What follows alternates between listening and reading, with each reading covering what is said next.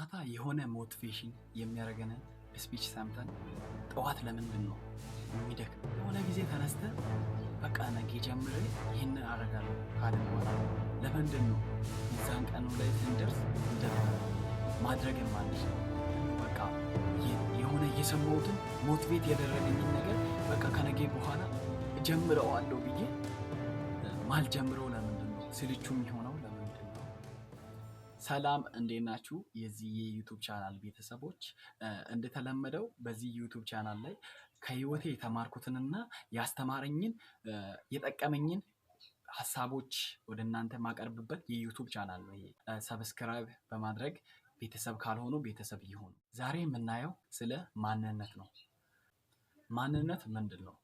ማንነት ማለት ምናምንበት እምነታችን ወይንም በቃ አሁን አንዳንድ ሰዎች የሆነ ነገር ኤክስፒሪየንስ ስላላቸው ሴልፍ ኮንፊደንስ አላቸው። በተደጋጋሚ አንድን ቻፕተር እንደ ተማሪ ለምሳሌነት ማለት ነው፣ እንደ ተማሪ ላስረዳ።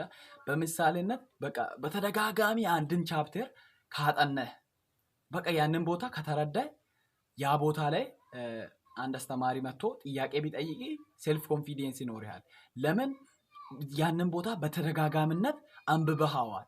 ያ ደግሞ እመልሳለሁ የሚል እምነት ፈጥሮልሃል በውስጤ ማለት ነው። እመልሳለሁ፣ ያንን ቦታ አውቀዋለሁ። ይህ እምነት ደግሞ እንዳትፈራ ያደርጋል። ሴልፍ ኮንፊደንስ እንዲኖር ያደርጋል። ሴልፍ ኮንፊደንስ እንዲኖር ያደረገው በተደጋጋሚነት ያነበብከው ምንባብ እንደሆነ ሁሉ በማንነትም በቃ ምናምንበት ወይ በቃ እኔ እችላለሁ፣ እኔ እንደዚህ ነኝ ብለህ የምታምንበት። ለምሳሌነት አንድ ህፃን ልጅ በልጅነቱ በተደጋጋሚ በቃ በቤት ውስጥ ሲያወራ አንተ ዝም በል፣ አንተ አፍህን ዝጋ፣ በቃ ዝም በል፣ አታውራ፣ አትችልም የሚሉ ቃላትን በተደጋጋሚነት የሚሰማ ከሆነ ራሱን ምን ብሎ ያስባል? ምን ብሎ ይቀበላል? እኔ አልችልም፣ በቃ እኔ የሆነ አይን አፋር ይሆናል። ማውራት ትምህርት ቤት ማውራት አይችልም። ያ ነገር ምናምንበት ማንነት ማለት ነው። ምናምንበት አስተሳሰባችን እንደዛ ነው ቢውልድ የሚደረገው። ማንነት ማለት ያ ነው። እኔ ራሴ ብዙ ጊዜ የሚቸገርበት ነገር ነበረኝ ድሮ ማለት ነው። ከሆነ ጊዜያት በፊት እንዴት ይሆናለሁ? ኢንስፓየር የሚያደርጉ ቪዲዮዎችን ታሪኮችን እሰማለሁ። ከዛ ኢንስፓየር ሆኜ ነገ በቃ ከነገ ጀምሬ እንደዚህ ይሆናለሁ ብዬ ማታ ላይ ወስናለሁ። ከዛ በቃ ጠዋት ስነሳ ይደብረኛል፣ ያዝለኛል በቃ ምናምን። ይሄ ነገር ለምን ተፈጠረ? አንተም ህይወት ላይ ሊኖር ይችላል። የሆነ ሰው ታሪክን ሰምተህ ኢንስፓየር ሆነ እሱ ከቻለ እሱ ማሳካት ከቻለ እኔም እችላለሁ ምናምን ብለህ ስትነሳ በቃ የሆነ ከሰማ በኋላ ከሆነ ጊዜ በኋላ ያ ሞቲቬሽኑ ይጠፋል፣ ያ መነሳሳት ይጠፋል። ይሄ ከምን የተነሳ ነው የሚሆነው ከተባለ ከማንነት የተነሳ ነው።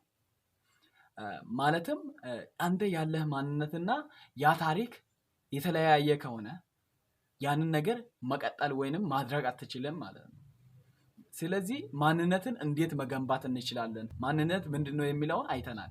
ማንነት ማለት ስለ ራሳችን ያለን አስተሳሰብ እምነቶቻችን ናቸው። ስለዚህ ማንነት እንዴት ነው ቢውልድ የሚደረገው? ማንነት የተገነባው በድንጋይ ላይ አይደለም።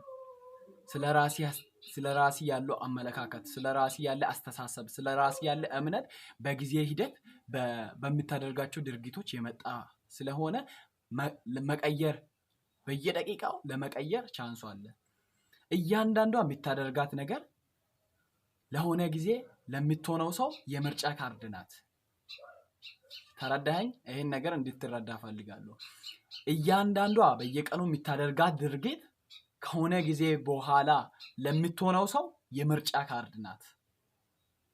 እሺ፣ ማንነት እንዴት ቢውልድ ይደረጋል ወደሚለው ስንመጣ ማንነት ማለት በተደጋጋሚ የሚታያቸው በተደጋጋሚ የሚሰማቸው ነገሮች መተግበር ትጀምራለህ። የሆነ በቃ በተደጋጋሚ አንተ ደደብነህ የሚሉ ድምፆችን ከቤተሰብ ደግሞ ከትምህርት ቤት ምናምን ሲሰማ ራስህን እንደ ደደብ መቆጠር ትጀምራለህ። እኔ ደደብ ነኝ የምትል ማንነት ይይዛል። ለምን? አይምሮህ ይሸወዳል። የምትነግረውን ይቀበላል። በተግባርም የሚታሳየውን በቃ ያምናል። እኔ ያ ነኝ ብሎ ያምናል። ስለዚህ አንተ ያልከው ወይንም አንተ የምታደርገው ከሆነ ዛሬ ላይ የምታደርጋቸው ነገሮች ማንነትን ለመገንባት ወሳኝ ናቸው ማለት ነው። ሀሳቤን ሲቀጥል ማንነት የሚገነባው በየቀኑ በምታደርገው ነገር ነው። በየቀኑ በምትሰራው ነገር ማንነት ይገነባል። ለምሳሌ እኔ በየቀኑ አንድ ፔጅ እያነበብኩ እስከ 5 ዓመት ቢቆይ አንባቢ የሚባል ማንነት ይኖረኛል። አንባቢ የሚባል አይዴንቲቲ ይኖረኛል። ተረዳኸኝ? በየቀኑ አንተ ተነስተ ስፖርት የሚሰራ ከሆነ ስፖርተኛ የሚለውን ማንነት ትይዛለህ። እኔ ስፖርተኛ ነኝ ብለህ ታምናለህ። እኔ ስፖርት እሰራለሁ፣ ስፖርተኛ ነኝ የሚል እምነት ይኖርሃል። ቅድም እንዳወራነው ሞቲቬት ሆነ በቃ ስፖርተኛ ማንነት ሳይኖር በቃ ማታ ላይ ስለ ስፖርት ጠቃሚነት፣ ስለ ስፖርት እንደዚህ ብዙ ነገር ትሰማለህ። ከዛ የሆነ እንትን ስልቹ ማንነት አለ። መጀመሪያ ያለ ጊዜ ዝም ብሎ የመተኛት ምናምን፣ ከዛ ጠዋት በቃ ለስፖርት እነሳለሁ ምናምን ብለህ ትወስናል። ነገር ግን አትነሳም። ብዙ ጊዜ ያከማቸው እምነት አለ።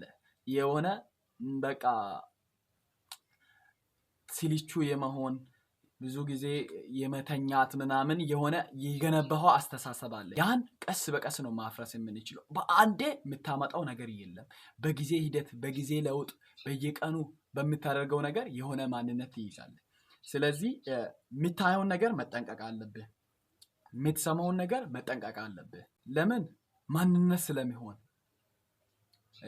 በቃ ቲክቶክ ላይ የምታያቸውን ሰዎች መርጠ ማየት አለብህ። ዩቱብ ላይ የምትከታተላቸውን ሰዎች መርጠ ማየት አለብህ። ማይሆን ቦታ መገኘት የለብህም። ከማይሆን ሰው ጋር መዋል የለብህም። ስለዚህ ማንነትን በዚህ መልኩ መገንባት ይቻላል።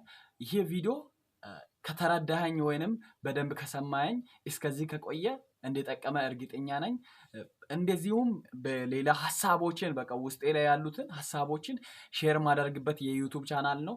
ሰብስክራይብ ካላደረከኝ ሰብስክራይብ በማድረግ ቤተሰብ እንሁን። ቪዲዮውን ከወደድከው ላይክ አድርግ፣ ለሌሎች ጓደኞችም ሼር ማድረግ ትችላለህ። በቀጣይ በሌላ ቪዲዮ በአስተማሪ ቪዲዮ እንገናኛለን። እስከዛው በሰላም ቆዩልኝ።